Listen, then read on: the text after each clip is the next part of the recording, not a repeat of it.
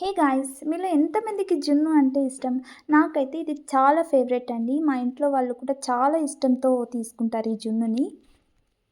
But మేమున్న ప్లేస్‌లో జున్ను పాలు దొరకడం చాలా అంటే చాలా కష్టం. ఈ పాలైతే మా అక్క ఊరు నుంచి పంపించిందండి.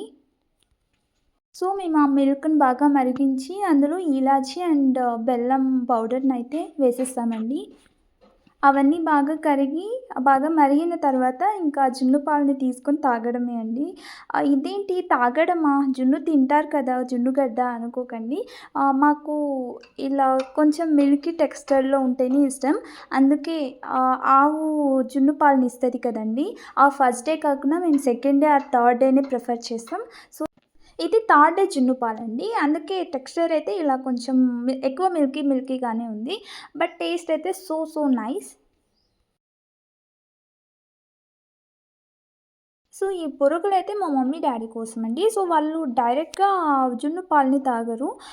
అంతా ప్రిపేర్ అయిపోయిన తరువాత ఈ బొరుగులని అందులోకి వేసి కొద్దిసేపు ఉడికిస్తారు. యాక్చువల్లీ ఈ గిన్నెలో సగానికైతే ఉన్నాయి పాలు. బట్ తెలీదు బొరుగులు వేసిన తర్వాత ఓన్లీ చాలా తక్కువ క్వాంటిటీలా అనిపిచ్చింది. మేబీ ఎక్కువ మిల్కీగా ఉండడం వల్ల అనుకుంటా. But taste is so nice.